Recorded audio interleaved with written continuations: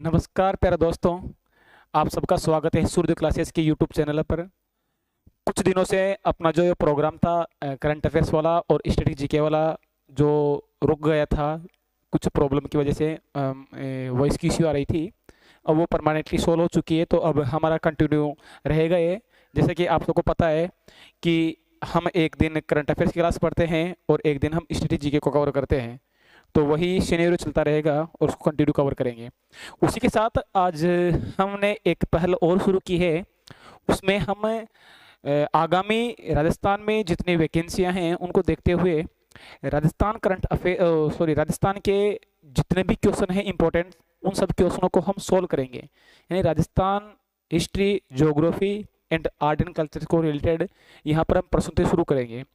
इसी के साथ जो डीएसएसबी वगैरह की इनकी वैकेंसियाँ आई हुई है, जैसा कि आप सबको पता होगा, तो उस वैकेंसी को पॉइंट ऑफ व्यू रखते हुए हम जल्द ही साइकोलॉजी वगैरह की भी प्रश्नोत्तरी शुरू करेंगे इसी चैनल पर। तो कंटिन्यू बने रहिएगा और आपके मित्र, आपके दोस्त, जो भी आपके रिलेटिव्स वगैरह है, वो इनमें से किसी भी एग्ज़ाम की अगर प्रिपरेशन कर रहे हो तो उनको इस वीडियो का लिंक शेयर करें और ज़्यादा से ज़्यादा हमारे चैनल से जुड़वाएं। और अगर कोई स्टूडेंट नया इस चैनल पर हो तो हमारे यूट्यूब चैनल को सब्सक्राइब कर ले, लाइक करें और शेयर करें अपने दोस्तों के साथ। तो जो कंटिन्यू जुड़े हुए हमारे साथ में, उनको पता होगा कि हमने स्टैटिक जीके का एक पार्ट कवर कर लिया था। आज हम उसका दूसरा पार्ट कवर करने जा रहे हैं। हमने स्टैटिक जीके के फर्स्ट पार्ट में जो टॉपिक लिया था वो था अंतर्राष्ट्रीय संगठन, और उस अंतर्राष्ट्रीय संगठन में हमने यूएनओ को कवर किया था। आज इस दूसरे भाग में, इस दूसरे सेगमेंट में जो कुछ बचे हुए इंटरनेशनल ऑर्गेनाइजेशन थे उनको कवर करेंगे। इसमें आज जो हमारा टॉपिक रहेगा वो पढ़ेंगे हम विश्व बैंक। विश्व बैंक वाले टॉपिक को कवर करते हुए आज इसमें हम कंटिन्यू चलेंगे। तो देखते हैं, इसमें पहला टॉपिक है हमारा वर्ल्ड बैंक या वर्ल्ड बैंक ग्रुप बोल दो, क्योंकि बेसिकली देखो नॉर्मल सी बात रहती है। हम जनरली जानते हैं हमारे डेली रूटीन में, जैसे कि पंजाब नेशनल बैंक होता है, बीओबी होता है, एसबीआई वगैरह होते हैं। उन सब का जनरली काम क्या होता है कि एक तो हमको वो हम वहाँ पैसे जमा कराते हैं और हमें पैसे वो उपलब्ध करवाते हैं टाइम पे। इनके अलावा उनका एक और काम होता है लोन उपलब्ध करवाने का, हमें ऋण भी प्रदान करते हैं। जो वर्ल्ड बैंक है, वर्ल्ड बैंक का बेसिकली काम यही रहता है कि वो जो भी इसके सदस्य देश है उन सदस्य देशों को ऋण उपलब्ध करवाते हैं। इनमें से भी हम ये देखेंगे कि किस प्रकार के देशों को ये लोन उपलब्ध करवाते हैं। तो बेसिकली देखा जाए तो वर्ल्ड में 2 टाइप की कंट्रीज होती है। हालांकि होती 3 टाइप की है, लेकिन जो 3 टाइप वाली वो इतना मेजर नहीं करते हैं। 2 टाइप की में अगर देखा जाए तो एक हो गई विकसित कंट्री, डेवलप्ड कंट्री, एक हो गई डेवलपिंग कंट्री, विकासशील देश और विकसित देश। तो जो विश्व बैंक है, विश्व बैंक बेसिकली विकासशील देशों को ऋण उपलब्ध करवाने का काम करता है। बेसिकली देखा जाए तो मुख्य कार्य इसका यही होता है। अब आगे इसको डिटेल से पढ़ते हैं, एक एक बातें इसकी। तो विश्व बैंक की बात करें तो विश्व बैंक की स्थापना हुई थी 1944 में। 1944 में एक जगह पड़ती है ब्रिटेन वुड्स नामक, इस ब्रिटेन वुड्स नामक जगह पर सम्मेलन हुआ और यहाँ पर इस विश्व बैंक की स्थापना की गई। इसने जो अपना काम करना शुरू किया था वो किया था 1945 में। 1945 से इसने अपना कार्य करना शुरू किया है। अगर इसके हेड क्वार्टर की बात करें कि विश्व बैंक का मुख्यालय कहाँ पर है, तो विश्व बैंक का मुख्यालय है वाशिंगटन डीसी में। 3 बातें अभी हमने पढ़ी है कि विश्व बैंक की स्थापना 1944 में ब्रेटन वुड्स सम्मेलन के दौरान की गई थी और इसने काम करना शुरू किया था 1945 में। इसके हेड क्वार्टर या मुख्यालय की बात करें तो इसका हेड क्वार्टर है वॉशिंगटन डीसी में। अगर मैं बात करूं कि विश्व बैंक में कुल कितने सदस्य देश शामिल है, तो इसमें कुल सदस्य देशों की बात करें तो वो है 189 इसके टोटल कंट्रीज है जो इसके सदस्य बने, मेंबर्स बने हुए हैं। अगर हम इस विश्व बैंक के प्रमुख की बात करें कि इसका हेड कौन है, तो इसके हेड का नाम है डेविड मालपास। डेविड मालपास नाम के इसके प्रमुख बने हुए हैं। जैसा कि मैंने आपको स्टार्टिंग में बताया था कि इसका जो मुख्य काम है वो है विकासशील देशों को ऋण उपलब्ध करवाना। इसमें लिखा हुआ है कि यह केवल विकासशील देशों को ऋण प्रदान करता है, ओनली डेवलपिंग कंट्रीज को लोन प्रोवाइड करवाता है, नॉट डेवलप्ड कंट्री। याद रखना, विकसित देशों को नहीं, ओनली विकासशील देशों को ये लोन उपलब्ध करवाता है। कौन? विश्व बैंक। इसके अलावा बात करें, देखो जिस भी देश को विश्व बैंक का सदस्य बनना होता है, हम अभी आगे पढ़ेंगे कि विश्व बैंक के 5 अंग हैं अलग अलग। उन 5 अंगों में से एक अंग आएगा आईएफसी। जिसको भी विश्व बैंक का सदस्य बनना हो उसको इससे पहले आईएफसी का सदस्य बनना जरूरी है। आईएफसी का सदस्य बने बिना आप विश्व बैंक का सदस्य नहीं बन सकते। यानी क्या कहा है कि विश्व बैंक का सदस्य बनने के लिए अंतर्राष्ट्रीय वित्त निगम, इंटरनेशनल फाइनेंशियल कॉरपोरेशन, इसका सदस्य बनना जरूरी होता है। बेसिकली देखा जाए तो विश्व बैंक 5 अंतर्राष्ट्रीय संगठनों का एक समूह है। जो विश्व बैंक समूह है, वर्ल्ड बैंक जो एक ग्रुप है, इसमें बेसिकली 5 ऑर्गेनाइजेशन आती है, इंटरनेशनल ऑर्गेनाइजेशन 5 वो आती है। अब इन 5 इंटरनेशनल ऑर्गेनाइजेशन के बारे में एक एक के बारे में देखते हैं, इसके कौन कौन से अंग थे। पहला अंग है इसका आईबीआरडी। आईबीआरडी बोले तो international bank for reconstruction and development, पुनर्निर्माण और विकास के लिए अंतर्राष्ट्रीय बैंक। पुनर्निर्माण और विकास के लिए अंतर्राष्ट्रीय बैंक नामक इसका एक अंग है। देखो बेसिकली कभी कभी एग्जाम में क्वेश्चन पूछा जाता है कि विश्व बैंक को अन्य किस नाम से जाना जाता है। पूछा हुआ है कई सारी, आप पिछले सालों के पेपर देखोगे एग्जाम्स के, एसएससी वगैरह के, दिल्ली पुलिस वगैरह के, तो उनमें कई बार क्वेश्चन आया हुआ है कि विश्व बैंक को एक अन्य किस नाम से जाना जाता है।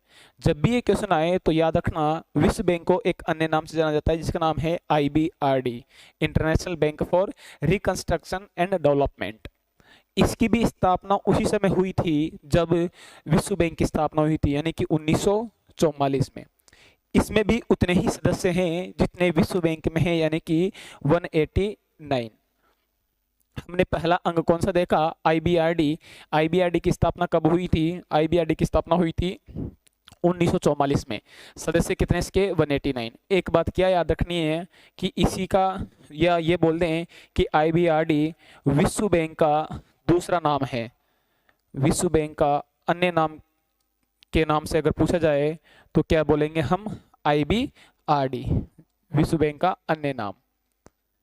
इसके नाम से जानते हैं अपन, विश्व बैंक को आईबीआरडी के नाम से जानते हैं। दूसरी बात करें, अंतर्राष्ट्रीय वित्त निगम आईएफसी, इंटरनेशनल फाइनेंशियल कॉरपोरेशन, जिसके बारे में अभी हमने कुछ समय पहले देखा था कि इसी का सदस्य बने बिना हम विश्व बैंक का सदस्य नहीं बन सकते। तो इसके बारे में देखते हैं आईएफसी के बारे में। आईएफसी की अगर स्थापना की बात करी जाए तो इसकी स्थापना हुई थी 1956 को, 1956 में इसकी स्थापना हुई थी।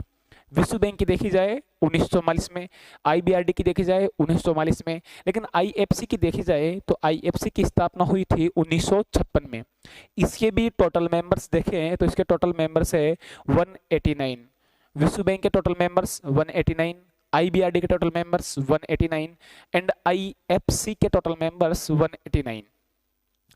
ये 2 अंग हमने पढ़ लिए इसके। अगला अंग है IDA, international development association. IDA की स्थापना हुई थी 1960 में और इसके जो टोटल मेंबर्स है वो है 173। यहाँ पर संख्या अलग आ गई, वरना जो स्टार्टिंग के तीनों संगठन हमने देखे थे लगभग उसमें तीनों संगठनों में जो उसके सदस्य देश है उनकी संख्या सेम थी। जैसे विश्व बैंक में की 189 थी, आईबीआरडी की भी 189 थी, आईएफसी की भी 189 थी। लेकिन हम आईडीए की बात करें, इंटरनेशनल डेवलपमेंट एसोसिएशन की, तो इसमें जो टोटल मेंबर्स की संख्या है वो है 173। अगर हम स्टेट बेस की बात करें, स्थापना कब हुई थी, तो विश्व बैंक की 1944 में, आईबीआरडी की 1944 में, आईएफसी की 1956 में और आईडीए की 1960 में स्थापना हुई थी। ये बातें हमने देख ली। अगली बात करें तो अगला संगठन है आईसीएसआईडी। इसका फुल फॉर्म है international centre for settlement of investment dispute. निवेश विवादों के निपटारे के लिए अंतर्राष्ट्रीय केंद्र बनाया गया है, international centre for settlement of investment dispute. निवेश में विवाद हो जाते हैं, कुछ डिस्प्यूट आ जाते हैं, तो उनको सुलझाने के लिए जो एक संगठन बनाया गया है उस संगठन का नाम है ICSID। इसके बारे में एक बात याद रखना, देखो विश्व बैंक को लेकर और भारत को लेकर कुछ बात की जाए तो विश्व बैंक की बेसिकली 5 अंग देखेंगे हम, जिसमें से चौथा चल रहा है, 3 हमने देख लिए। तो इन 5 अंगों में से भारत 4 का संस्थापक सदस्य है। क्या बोला मैंने कि विश्व बैंक के 5 अंग हैं, इन 5 अंगों में से 4 अंगों का भारत संस्थापक सदस्य है, लेकिन एक का संस्थापक सदस्य नहीं है। किसका नहीं है? वो संस्थापक सदस्य नहीं है ICSID का, इसका वो संस्थापक सदस्य नहीं है, बाकी चारों का संस्थापक सदस्य है। कौन? इंडिया। इस ICSID की जो स्थापना थी वो हुई थी 1960 में। देखिए अपन एक बार सबको रिवाइज कर लेते हैं। 1944 में स्थापना हुई थी WB की, वर्ल्ड बैंक की। 1944 में स्थापना हुई थी IBRD की, जो हमने देखा था, international bank for reconstruction and development. 1956 में स्थापना हुई थी IFC की, इंटरनेशनल फाइनेंशियल कॉरपोरेशन। 1960 में स्थापना हुई थी IDA की, इंटरनेशनल डेवलपमेंट एसोसिएशन। अभी हम देख रहे हैं 1966 में स्थापना हुई है international centre for settlement investment dispute, ICSID की स्थापना हुई थी। बात करूं मैं WB में जो मेंबर्स होते हैं वो होते हैं 189, IBRD में मेंबर्स होते हैं 189, IFC में मेंबर्स होते हैं 189। IDA की बात करें तो इसमें मेंबर होते हैं 173। उसी प्रकार से ICSID की बात करें तो इसमें मेंबर्स होते हैं 163। कितने मेंबर्स होते हैं इसमें? 163। वही बात, भारत इसका सदस्य नहीं है, बाकी 4 का है लेकिन इसका नहीं है। ICSID का सदस्य नहीं है, बाकी 4 का ये सदस्य है। इसके अलावा एक और जो अंग है उसका नाम है बहुपक्षीय निवेश guarantee agency, MIGA, multilateral investment guarantee agency, short में बोलते हैं इसको MIGA। MIGA की अगर स्थापना की बात करें तो ये हुई थी 1988 में। 1988 में इसकी स्थापना हुई थी। इसके सदस्यों की बात करें तो इसका कुल सदस्य हैं 179। भारत इसका सदस्य बना था 1994 में, यानी इसका भी सदस्य है। इसका संस्थापक सदस्य नहीं है, सदस्य तो है, एक का सदस्य ही नहीं है। ICSID का तो भारत सदस्य ही नहीं है, बाकी का सदस्य तो है ना। तो याद रखना उस चीज़ों को। एक बार हम सभी को रिवाइज कर लें। हमने सबसे पहले पढ़ा WB, उसके बाद पढ़ा हमने IBRD, इसके बाद देखा हमने IFC, इसके बाद देखा हमने IDA, इसके बाद देखा हमने ICSID, इसके बाद देखा हमने MIGA, MIGA। इन सभी संस्थाओं के बारे में हमने देखा, संगठन के बारे में देख लिया। थोड़ी बहुत बातें इनके बारे में देखते हैं। अगर इन दोनों की स्थापना की बात करें तो इनकी स्थापना हुई थी 1944 में, और इनके मेंबर्स की बात करें तो इनके मेंबर्स हैं 189। अगर मैं IFC की स्थापना की बात करूं तो इसकी स्थापना हुई थी 1956 में, और इसमें भी मेंबर्स है 189। हम IDA की स्थापना की बात करें तो IDA की स्थापना हुई है 1960 में, और इसके जो मेंबर है वो है 173। अगर मैं ICSID की बात करूं स्थापना की, तो इसकी स्थापना हुई है 1966 में, और इसमें जो मेंबर है वो है 163। अगर मैं MIGA की बात करूं तो MIGA की स्थापना हुई है 1988 में, और इसके मेंबर हैं 179। और इसका जो भारत मेंबर बना था वो कब बना था? 1994 में। और भारत किसका मेंबर नहीं है? तो भारत इसका सदस्य नहीं है। इतनी सारी बातें हमने अभी पढ़ ली है। एक बात और रिपीट करवा दूं मैं कि जो वर्ल्ड बैंक है, उस वर्ल्ड बैंक का मेनली जो वर्क है वो वर्क होता है, ये इसको क्या बोलते हैं, विकासशील देशों को लोन प्रोवाइड करवाना, विकासशील देशों को ऋण उपलब्ध करवाना इसका मुख्यतः काम होता है। एक मिनट दोस्तों, इसका मुख्यतः काम यही होता है कि ये विकासशील देशों को लोन उपलब्ध करवाए, उनको ऋण उपलब्ध करवाए। ऋण उपलब्ध करवाने का इसका मुख्यतः काम होता है। इधर देखिए, नेक्स्ट बात करते हैं अपन, अगले पॉइंट पे बात करें तो अगला हमारा जो बिंदु है उसका नाम है IMF, इंटरनेशनल मॉनेटरी फंड, अंतर्राष्ट्रीय मुद्रा कोष। हमने वर्ल्ड बैंक को कवर कर लिया है। वर्ल्ड बैंक के बाद अब हम शुरू करें, हमारा जो नेक्स्ट संगठन है उसका नाम है इंटरनेशनल मॉनेटरी फंड। IMF की स्थापना की बात करें तो इसकी स्थापना हुई थी 1945 में। 1945 में स्टार्टिंग में इसमें जो कंट्री थे वो तो 29 देशों के साथ ये अस्तित्व में आया था। इसके भी हेड क्वार्टर की बात करें तो इसका हेड क्वार्टर है वॉशिंगटन DC में, जहां पर उसका भी था किसका, वर्ल्ड बैंक का। वर्ल्ड बैंक का जहां पर हेड क्वार्टर था वहीं पर हेड क्वार्टर है इसका IMF का, वहीं पर इसका हेड क्वार्टर आता है। अगर हम बात करें इसकी, देखो जो इंटरनेशनल मॉनेटरी फंड है इसकी अपनी एक अलग से मुद्रा चलती है, एक करेंसी चलती है। उस मुद्रा का नाम है SDR, विशेष आहरण मुद्रा, है ना, विशेष आहरण अधिकार, सॉरी ना, स्पेशल ड्राइंग राइट्स, विशेष आहरण अधिकार नाम करके एक स्पेशल इसकी करेंसी चलती है, जिसमें कई डॉलर आते हैं, यूरो आते हैं, बहुत सारी अलग अलग देशों की जो करेंसी है वो इसमें काउंट होती है। लेकिन स्पेशली पूछा जाए कि IMF की जो करेंसी है वो कौन सी है, तो आपको याद रखना है उसकी करेंसी है SDR, है ना, स्पेशल ड्राइंग राइट्स, विशेष आहरण अधिकार।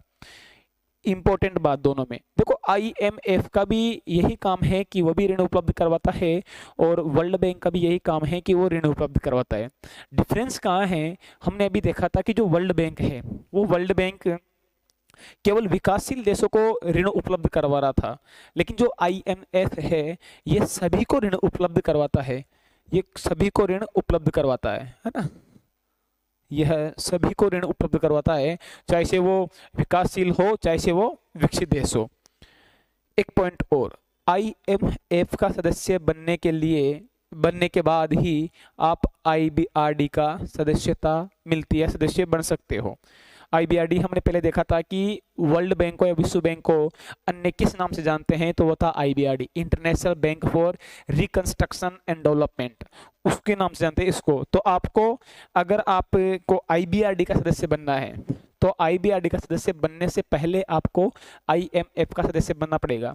जैसे मैंने एक अभी अपने कंसेप्ट पढ़ा था कि आपको अगर वर्ल्ड बैंक का सदस्य बनना है, विश्व बैंक का सदस्य बनना है, तो विश्व बैंक का सदस्य बनने से पहले आपको IFC का सदस्य बनना जरूरी था।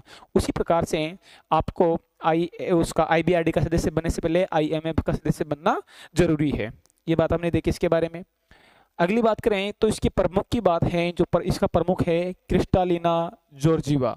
इसका प्रमुख का क्या नाम है, इसके प्रमुख का नाम है क्रिस्टालिना जॉर्जीवा। आप मुझे बताओ कि विश्व बैंक के प्रमुख का क्या नाम था। हमें अभी विश्व बैंक के प्रमुख का नाम देखा था, तो उनके प्रमुख का नाम था डेविड मालपास, और IMF के प्रमुख का नाम है क्रिस्टालिना जॉर्जीवा। इसके जो प्रबंधक निदेशक की बात करें, इनके मतलब कि मैनेजिंग डायरेक्टर की बात करें, तो उनका नाम है क्रिस्टिन लेगार्ड। क्रिस्टिन लेगार्ड नाम के इनके प्रमुख प्रबंधक निदेशक हैं। जबकि इनके प्रमुख की बात करें तो प्रमुख है क्रिस्टालिना जॉर्जीवा, और इनके जो प्रबंधक निदेशक का नाम है क्रिस्टिनी लेगार्ड। IMF की जो पहली उप प्रबंधक निदेशक है, देखो बेसिकली एग्जाम में इतना नहीं पूछता है कि प्रबंधक पूछ ले, वो बड़ी बात है। बेसिकली प्रमुख पूछता है और प्रबंधक पूछ ले तो भी चलो कोई इशू नहीं है, बट उप प्रबंधक तक आए इतना जरूरी नहीं है। बट IMF की जो पहली महिला उप प्रबंधक है उसके बारे में जानना जरूरी है। क्यों? क्योंकि हमारे भारत से ही बिलोंग करती है। उनका नाम है गीता गोपीनाथ। ये फर्स्ट लेडी है जो IMF की प्रथम उप प्रबंधक निदेशक बनी थी, यानी कि फर्स्ट डिप्टी मैनेजिंग डायरेक्टर थी ये IMF की, जिनका नाम है गीता गोपीनाथ। IMF की जब स्थापना हुई थी तब इसके सदस्य देश थे 29, लेकिन अभी वर्तमान समय में बात करें तो IMF के टोटल मेंबर है 190, और जो 190वां सदस्य था उनका नाम है अंडोरा। अंडोरा एक अफ्रीकी देश है और ये अफ्रीकी देश उसका 190वां सदस्य बना है किसका, IMF का। अच्छा, अभी आपसे सिंपल सा पूछे कि WB यानी वर्ल्ड बैंक के टोटल सदस्य कितने हैं, 189, लेकिन वहीं पर IMF की बात करें कि IMF में कितने सदस्य हैं तो 190, और 190वां कौन सा है, अंडोरा है, अंडोरा इसका सदस्य बना था। इसके बाद नेक्स्ट संगठन की बात करें तो हमारा जो अगला संगठन है उसका नाम है WTO, world trade organization. WTO विश्व व्यापार संगठन। देखो अनेक देशों के बीच में होने वाले व्यापार को जो नियंत्रित करता है, कंट्रोल करता है, उसका नाम है WTO। WTO के अंतर्गत ही सारे व्यापार को कंट्रोल किया जाता है। तो इसके बारे में बात करते हैं। 1947 में इसकी स्थापना हुई थी ITO के नाम से, इंटरनेशनल ट्रेड यूनियन के नाम से इसकी स्थापना की गई थी 1947 में, इंटरनेशनल ट्रेड यूनियन के नाम से। बट 1948 में इस ITO को गेट कहा जाने लगा। गेट बोले तो journal agreement of tariff and trade, on general agreement on tariff and trade के नाम से जाना जाता है इस गेट को। याद रखना, ये गेट की जो फुल फॉर्म है वो कई एग्जाम्स में पूछ ली गई है कि गेट की फुल फॉर्म क्या होती है, तो आपको याद रहना है कि general agreement on tariff and trade नाम से ये इसकी फुल फॉर्म जानी जाती है। हुआ क्या कि यूरोप की एक कंट्री है उरुग्वे, उरुग्वे में एक सम्मेलन हुआ था जिसका नाम है उरुग्वे राउंड। एक बैठक हुई थी, कब से कब तक, 1986 से 1994 तक। ये इतना इंपॉर्टेंट नहीं है, याद रखो तो भली बात, नहीं रखो तो कोई इश्यू नहीं है ना, बोल बच्चन जैसी बातें हैं, एक बार देख लेते हैं। तो उरुग्वे राउंड जो 1986 से 1994 के बीच में हुआ था, उसकी समाप्ति के बाद एक संधि की गई। संधि का क्या नाम था, मराकास ट्रीटी। मराकास ट्रीटी के नाम से एक संधि की गई थी, और इस संधि के तहत ही 1 जनवरी 1955 को WTO की स्थापना की गई। देखो सिंपल सी क्या कहानी है कि 1947 में ITO की स्थापना की गई, इंटरनेशनल ट्रेड यूनियन की स्थापना, सॉरी ITU की स्थापना की गई, इंटरनेशनल ट्रेड यूनियन की स्थापना की गई। 1948 में इसी ITU को हमने गेट कहना शुरू कर दिया, और गेट का फुल फॉर्म क्या है, general agreement on tariff and trade. फिर 1995 होना चाहिए, सॉरी ना, 1 जनवरी 1995 है ना। तो उसके बाद क्या हुआ कि उरुग्वे में एक सम्मेलन हुआ, उरुग्वे राउंड जिसे नाम से जानता है, 1986 से 1994 के बीच में। उस उरुग्वे राउंड की समाप्ति के बाद एक ट्रीटी की गई, एक संधि की गई जिसको बोलते हैं मराकास संधि।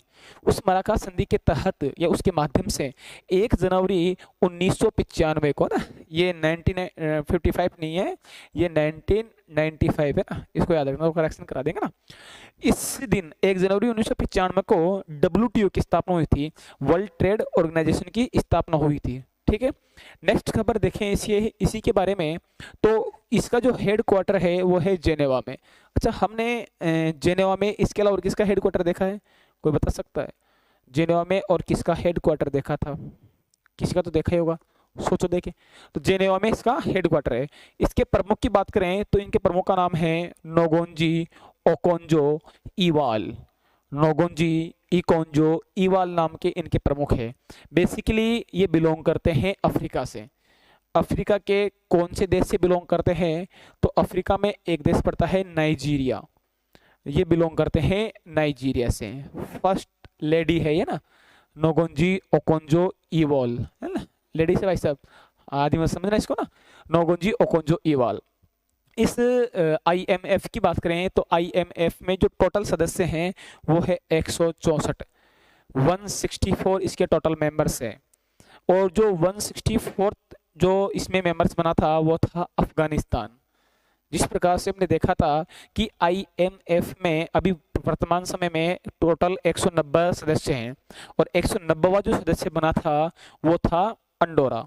उसी प्रकार से जो वर्ल्ड ट्रेड ऑर्गेनाइजेशन है उसमें जो टोटल मेंबर है वो है 164, और जो 164वां मेंबर्स था वो था अफगानिस्तान। अफगानिस्तान इसमें शामिल होता। इसमें एक अलग सी बात देखने को मिलती है कि WTO में कुछ ऑब्जर्व कंट्री बनाई गई है, पर्यवेक्षक देश बनाए गए हैं ऑब्जर्व करने के लिए, जो इसके रूल्स रेगुलेशंस को ऑब्जर्व करेंगे, इसके जितने भी सदस्य देश है उन सबको ऑब्जर्व करेंगे। तो उसके लिए कुछ ऑब्जर्व देश बनाए गए हैं। उन ऑब्जर्व देशों की संख्या याद रखना 23 है। ये थोड़ा सा इंपॉर्टेंट हो जाता है, इस चीज़ को याद रखना, क्योंकि कभी कभी एग्जाम में सिंपल सा पूछता है कि विश्व व्यापार संगठन के पर्यवेक्षक देशों के देश कितने हैं, सिंपल सा पूछता है।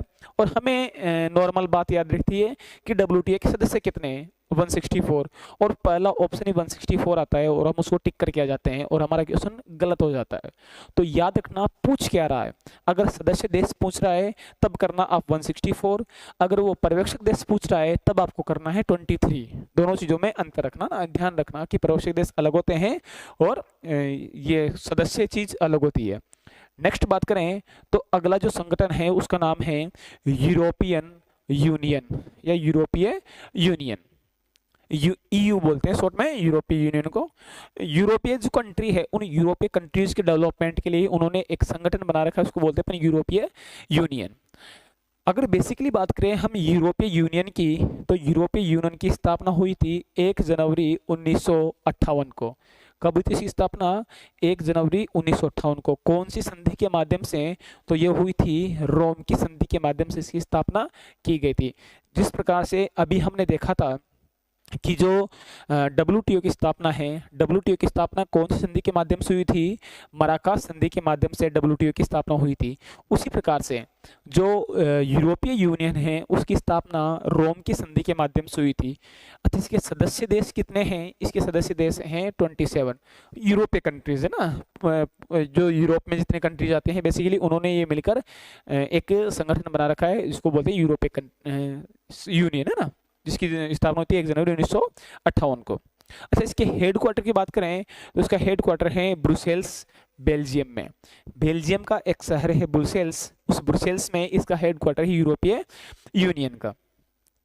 इस यूरोपीय यूनियन के जो मेंबर्स होते हैं उनमें बेसिकली एक जो करेंसी चलती है वो करेंसी है यूरो। इन सभी में इनकी जो करेंसी है वो कौन सी है, यूरो। इन्होंने यूरो को मान्यता दे रखी है। कब से, 1 जनवरी 2002 से ना, 1 जनवरी 2002 से इन्होंने यूरो को मान्यता दे रखी है इन 27 कंट्रीज ने, 1 जनवरी 2002 से। अच्छा, अब इस 27 में से जो यूरो है उस यूरो को कितने देश अपनाते हैं, 19 देश यूरो को अपनाते हैं। देखो सिंपल सी बात समझो, हम अभी पढ़ रहे हैं यूरोपीय यूनियन। यूरोपीय यूनियन में टोटल मेंबर्स कितने हैं, 27। जो एक करेंसी होती है यूरो, यूरो प्रचलन में कब से आ रखी है, 1 जनवरी 2002 से यूरो प्रचलन में आ रखी है। बेसिकली यूरोप में चलने वाली एक मुद्रा है। इस यूरोपीय यूनियन में टोटल कंट्रीज हैं 27। उन 27 कंट्रीज में से जो 19 कंट्रीज है, 19 जो देश है वो 19 देश इस यूरो को अपनाते हैं। बाकी के जो 8 देश बचे हैं वो 8 देश इस यूरो को नहीं अपनाते हैं, है ना। सिंपल सी बात यह है, 19 देशों में से वो जो 8 देश बचे वो इस यूरो को नहीं अपनाते हैं। ब्रिटेन यूरो का सदस्य, EU का सदस्य था पहले, यूरोपीय यूनियन का सदस्य था, बट 2020 में ये इससे बाहर हो गया। और ये घटना क्या कहलाती है, ब्रेक्सिट, क्या कहलाती है ये, ब्रेक्सिट ब्रेकडाउन बोलते हैं इसे ना। ये क्या लिख दिया इन्होंने, कोई बात नहीं ना, ये ब्रेक्सिट ब्रेकडाउन कहलाती है। ब्रिटेन 2020 में से बाहर होता है, इसको बोलते हैं ब्रेक्सिट ब्रेकडाउन घटना बोलते हैं, कहलाती है। कब, 2020 में कौन सा देश बाहर होता है इससे, ब्रिटेन। एक इंपॉर्टेंट क्वेश्चन बन जाता है कि देखो जब ये करंट अफेयर्स में था उस समय, जब 2020 की बात करें तब खासा खबरों में रहा था, बट चूंकि अब थोड़ा पुराना हो चुका है, फिर भी बेसिकली कोई पूछे, चांस है पूछने का रहे कि ब्रिटेन यूरोपीय, या सिंपल सा पूछ ले कि निम्न में से कौन सा देश यूरोपीय यूनियन का सदस्य नहीं है, तो हमें बेसिकली पता रहेगा कि यूरोपीय यूनियन यूरोप के कंट्रीज से मिलकर बनी हुई है। और ब्रिटेन जो कि एक यूरोप का ही देश है जिसने हमारे ऊपर काफ़ी सालों तक राज किया था, तो हमारे माइंड में पहली क्लिक होती है कि यार ब्रिटेन तो होगा इसे इसका सदस्य ना। तो इस चीज़ को याद रखना, ब्रिटेन यूरोपीय यूनियन का सदस्य नहीं है, वो 2020 में से बाहर हो गया, पहले था। यूरोपीय यूनियन को 2012 का शांति का नोबेल पुरस्कार दिया गया है ना। याद रखना, फैक्ट है एक, इस चीज़ को याद रखना कि EU को, यूरोपीय यूनियन को शांति का नोबेल पुरस्कार मिला हुआ है, कब का, 2012 का। इसके वर्तमान में जो अध्यक्ष है उनकी बात करें तो उनका नाम है उर्सुला वान डेर लेन। उर्सुला वान डेर लेन नाम के इनके वर्तमान के अध्यक्ष है यूरोपीय यूनियन के। चलो आप कमेंट बॉक्स में बताना मुझे कि जो उर्सुला वान डेर लेन है ये किस देश से संबंधित है, किस देश से बिलोंग करते हैं। कौन, उर्सुला वान डेर लेन। अब नाम है तो है भाई साहब, क्या करें, याद करना पड़ेगा। तुम्हारी तरह रामलाल, श्यामलाल, घनश्याम ये नाम तो है नहीं जो इजीली याद हो जाए। अब अंग्रेजों के नाम है तो ऐसे रहेंगे, पढ़ना पड़ेगा, बार बार याद करेंगे तो होंगे याद भाई साहब। उनको भी हमारा नाम ऐसे लगते हैं जैसे हमें उनके नाम लगते हैं, तो इसको इशू नहीं है, इनको याद करेंगे पर ना। आगे चलते हैं, नेक्स्ट बात करें तो अगला संगठन है नाटो। नाटो की जो फुल फॉर्म होती है वो है North Atlantic Treaty Organisation. North Atlantic Treaty Organisation, उत्तर अटलांटिक संधि संगठन है नाटो। आपको अगर पता हो तो हम जब करंट अफेयर्स कवर कर रहे थे तो उस करंट अफेयर्स में हमने एक बात देखी थी कि नाटो का 32 जो 32वां सदस्य बन चुका था। हमने देखा था 31वां सदस्य था फिनलैंड, लेकिन हमने उस दिन खबर में पढ़ा था कि नाटो का 32वां सदस्य बन गया था। कौन, वो आप मुझे कमेंट करके बताना। जो वीडियो कंटिन्यू देख रहे हैं उनको पता होगा कि हमने जनवरी वाली जो अंतर्राष्ट्रीय समसामयिकी थी उसमें कवर किया था फर्स्ट वीडियो में कि 32वां सदस्य कौन बना है नाटो का। बात करें तो नाटो की जो स्थापना हुई थी वो हुई थी 4 अप्रैल 1949 को। 4 अप्रैल 1949 को इसकी स्थापना हुई थी और इसके जो संस्थापक देश हैं वो हैं 12 इसके संस्थापक सदस्य थे।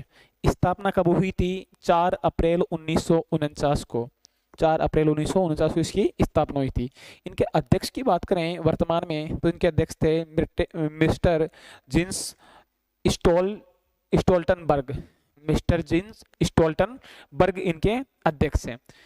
ये सदस्य देश अभी प्रेजेंट टाइम इसमें 32 हो चुके हैं, 30 नहीं है। अभी प्रेजेंट टाइम कितना सदस्य देश इसमें 32 है। 31वां मैंने आपको बता दिया फिनलैंड है, और आपको बताना है 32वां सदस्य कौन बना था जिसको मैंने करंट अफेयर्स के थ्रू कवर किया था। इसका भी अगर हेड क्वार्टर देखें तो ब्रुसेल्स में है। ब्रुसेल्स बेल्जियम में ही इसका हेड क्वार्टर है, और ब्रुसेल्स बेल्जियम में ही हमने यूरोपीय यूनियन का हेड क्वार्टर भी देखा था। इसके बाद नेक्स्ट पॉइंट की बात करें तो अगली बात है कि इसका देखो जो ये पुराने हो चुके ना, ये जो सदस्य देश पुराने हो चुके, अभी नया याद रखना आपको। 31वां तो था हमारे लिए फिनलैंड सदस्य बना था इसका 31वां, और 32वां आप लोगों को बताना है ना। 32वां सदस्य कौन बना था वो आप लोग बताओगे, जो हमने जनवरी के करंट अफेयर्स में कवर किया था। देखो जिस प्रकार से हमने देखा कि यूएनओ के साथ अंग देखे थे हमने विश्व बैंक के हमने 5 अंग देखे हैं, उसी प्रकार से इस नाटो के 4 अंग होते हैं। सिंपल सा पूछ ले कि नाटो के कितने अंग होते हैं? 4 अंग होते हैं। कौन कौन सा? एक अंग होता है काउंसिल, एक अंग होता है सब काउंसिल, एक अंग होता है डिफेंस कमेटी, और एक अंग होता है सैनिक कमेटी। परिषद, उप परिषद, रक्षा समिति और सैनिक समिति, इन 4 अंगों से मिलकर नाटो बनता है। नाटो के बेसिकली 4 मेंबर्स होते हैं। इसके अलावा नेक्स्ट पॉइंट की बात करें तो अगला जो हमारे लिए समूह है वो है सार्क। सार्क की फुल फॉर्म है the south Asia association for regional cooperation. हमें यहाँ पर सिंपल सा समझ में आना चाहिए कि जो रीजनल कॉन्फ्रेंशन है उससे पता चल रहा है कि ये एक क्षेत्र के लिए होगा, जिस क्षेत्र से बिलोंग करता है उस क्षेत्र के लिए बनाया जाएगा संगठन। जैसे इसमें सिंपल सा नाम आ रहा है दक्षिणी एशियाई, तो दक्षिणी एशियाई देशों के लिए ये संगठन बनाया गया है, जिसमें बेसिकली 8 देश आते हैं। 8 देश कौन कौन? हम 8 देश भारत के पड़ोसियों को देख लो आप, नेपाल है, भूटान है, बांग्लादेश है, म्यांमार है, भारत है, अफगानिस्तान है, पाकिस्तान है, श्रीलंका है। ये सारे देश मिलकर आते हैं दक्षिण एशिया में। इस दक्षिण एशिया के लिए जो एक संगठन बनाया गया है उसका नाम है SAARC, South Asia association for regional cooperation. इसकी स्थापना की बात करें तो इसकी स्थापना हुई थी 8 दिसंबर 1985 को। 8 दिसंबर 1985 को स्थापना हुई थी। कहाँ पर? ढाका में, जो बांग्लादेश की राजधानी है ढाका, वहां पर सार्क की स्थापना की गई थी। सार्क का full form south Asia association for regional cooperation, इसकी फुल फॉर्म होती है ना। स्थापना कब हुई थी? 8 दिसंबर 1985 को इसकी स्थापना हुई थी। बात करें कि सार्क के मुख्यालय एवं सचिवालय की स्थापना 16 जनवरी 1987 को काठमांडू नेपाल में की गई थी। देखिए बात आप, पहले जब ये स्थापना हुई थी तब कहाँ थी? इसका मुख्यालय कहाँ था या स्थापना कहाँ हुई थी? ढाका में हुई थी। लेकिन जस्ट इसके 2 साल बाद 16 जनवरी 1987 को इसका मुख्यालय बोल दो या इसका सचिवालय बोल दो, कहाँ शिफ्ट कर दिया है? काठमांडू नेपाल में। तो सिंपल सा पूछा जाए कि वर्तमान में सार्क का मुख्यालय कहाँ है, तो वर्तमान में सार्क का मुख्यालय है काठमांडू नेपाल में। स्थापना कहाँ हुई थी? स्थापना हुई थी इसकी ढाका बांग्लादेश में। इसी के बारे में नेक्स्ट बात करें अपन, तो इसका जो सदस्य देश हैं वो 8 है, जैसा कि मैंने बताया था कि दक्षिण एशिया के जितने भी सदस्य हैं वो इसके अंतर्गत आते हैं। वही भारत ले लो, पाकिस्तान, अफगानिस्तान, नेपाल, भूटान, बांग्लादेश, श्रीलंका, म्यांमार वगैरह इसमें सदस्य देश आते हैं। अच्छा, इसका पहला जो सम्मेलन था, इसका पहला सम्मेलन कहाँ हुआ था? ढाका में, क्योंकि स्थापना वहीं हुई तो वहीं होगा। पॉइंट ये रखना कि पहला सम्मेलन कब हुआ है? 1985 में। लेकिन इसका जो दूसरा सम्मेलन था 1986 वाला, वो हुआ था भारत में। भारत के बेंगलोर में इसका दूसरा सम्मेलन हुआ था और यही इसका भारत का पहला सम्मेलन था।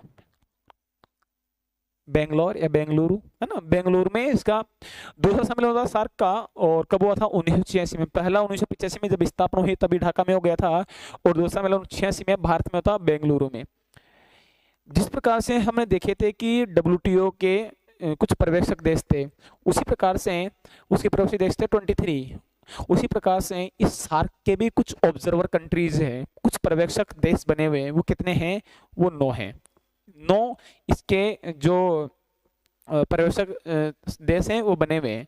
इसके सदस्य देशों की बात करें तो इसके सदस्य देश कितने हैं? 8 थे। कौन कौन से हैं?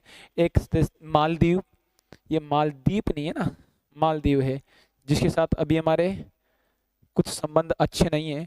हम एक वीडियो बनाएंगे मालदीव और इंडिया के रिलेशन को लेकर। अभी इनके बीच में जो डिस्प्यूट चल रहा था उस डिस्प्यूट को भी लेकर, और ऐसा डिस्प्यूट क्यों बना है, मालदीव की ज्योग्राफिकल कंडीशन, हमारे लक्षद्वीप की ज्योग्राफिकल कंडीशन, और उनके ऊपर जो भी इंपॉर्टेंट क्वेश्चन बन सकते हैं उन सबको लेकर हम एक वीडियो क्रिएट करेंगे। बहुत जल्द उस वीडियो को भी लेकर आएंगे ना। तो एक है मालदीव, एक भूटान, बांग्लादेश, श्रीलंका, पाकिस्तान, अफगानिस्तान, नेपाल और इंडिया। ये 8 देश हैं जो किसके अंतर्गत आते हैं? सार्क के अंतर्गत आते हैं ना।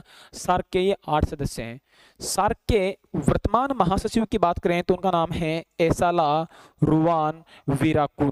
क्या नाम है? एसाला रुवान वीराकुन। बेसिकली नेपाल वगैरह के ना, नेपाल से बिलोंग करते हैं। सार्क के वर्तमान महासचिव है ना, जनरल सेक्रेटरी है एसाला रुवान वीराकुन। सार्क के वर्तमान महासचिव है ये। नेक्स्ट पॉइंट की बात करें तो सार्क के अगर पहले महासचिव की बात करें तो सार्क का जो पहले महासचिव थे उनका नाम था अबुल अहसान। अबुल अहसान सार्क के पहले क्यों? क्योंकि सार्क का पहला सम्मेलन कहाँ हुआ था? ढाका में 1985 में। तो जाहिर सी बात है कि जो पहले महासचिव बनेंगे वो भी कहाँ के बनेंगे? बांग्लादेश के। हालांकि ऐसा कोई रूल नहीं है कि जहाँ पर स्थापना हो इसका पहला सदस्य बना दिया, महासचिव बना दे। एक जनरली याद करने के लिए मैंने बताया है कि इसका जो पहला सम्मेलन हुआ था वो ढाका में हुआ था, तो उसे याद हो जाए कि पहला सचिव कौन था? बांग्लादेश का ही था। तो क्या नाम था उनका? अबुल अहसान नाम के व्यक्ति थे जो इसके पहले महासचिव बने थे। और वर्तमान वाले अभी हम देखे थे एसाल, क्या नाम था?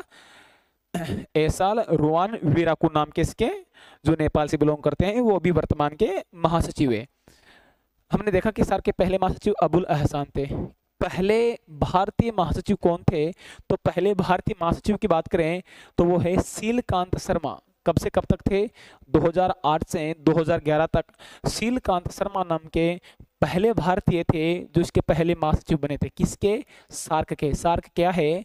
SAARC South Asian association for regional cooperation है, जिसको 8 सदस्यों का एक समूह है। 1 अप्रैल 1958 को इसकी स्थापना हुई थी ना, सॉरी 1985 को इसकी स्थापना हुई थी।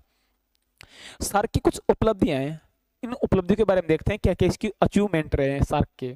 पहला अचीवमेंट कि सार्क के सदस्य देशों ने एक मुक्त व्यापार क्षेत्र स्थापित किया है, फ्री ट्रेड एग्रीमेंट। ये काफ़ी चर्चा में रहता है फ्री ट्रेड एग्रीमेंट, किन्हीं भी 2 देशों के बीच ऐसा समझौता होता है, मुक्त व्यापार समझौता, तो चर्चा में रहता है। जो सार्क के सदस्य हैं 8 के 8, इन 8 सदस्यों के बीच में आपस में जो व्यापार करते हैं ये मुक्त व्यापार है, इसमें कोई टैक्स वगैरह नहीं लगता, ये इजीली व्यापार कर सकते हैं एक दूसरे के बीच।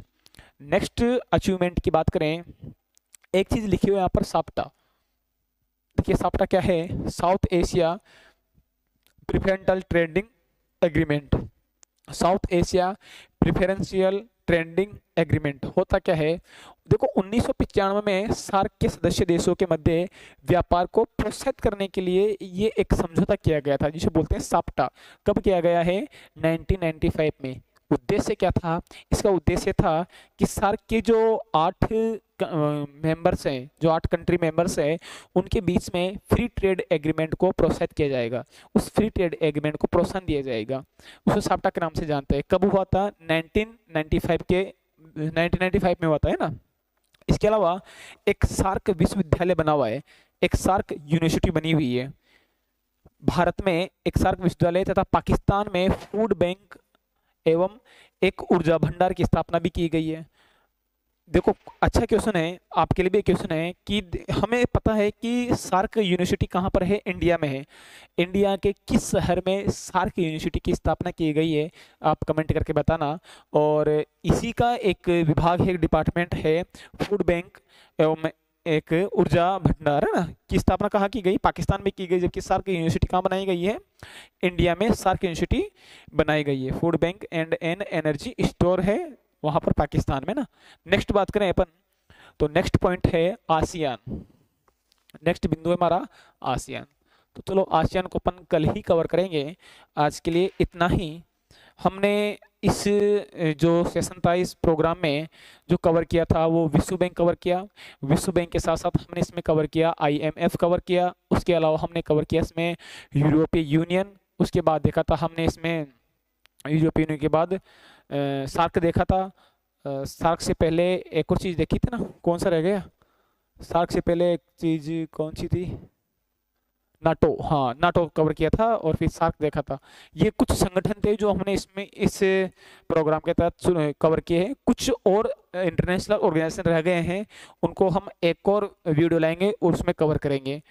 उम्मीद करता हूँ कि जो ये प्रोग्राम हम चला रहे हैं, ये प्रोग्राम आपके एग्ज़ाम के लिए बहुत ज़्यादा महत्वपूर्ण होगा। आपको इससे हेल्प मिलेगी आपके एग्ज़ाम में। अगर आपको इस प्रोग्राम की PDF चाहिए तो इसी वीडियो के डिस्क्रिप्शन में हमारे टेलीग्राम चैनल का लिंक दे रखा है। आप उस टेलीग्राम चैनल के लिंक से हमारा चैनल ज्वाइन कीजिए और वहीं पर आपको इसकी PDF प्रोवाइड हो जाएगी। इसी के साथ इसी वीडियो के डिस्क्रिप्शन में हमारे कोचिंग का ऐप का लिंक भी दे रखा है। आप वहां से हमारे कोचिंग का ऐप प्ले स्टोर से डाउनलोड करके जो अदर सब्जेक्ट है उनकी भी क्लासें लेकर उनको भी आनंद प्राप्त कर सकते हो और आपके एग्ज़ाम में वो कहीं ना कहीं सही साबित होंगी। तो आशा करता हूँ आज का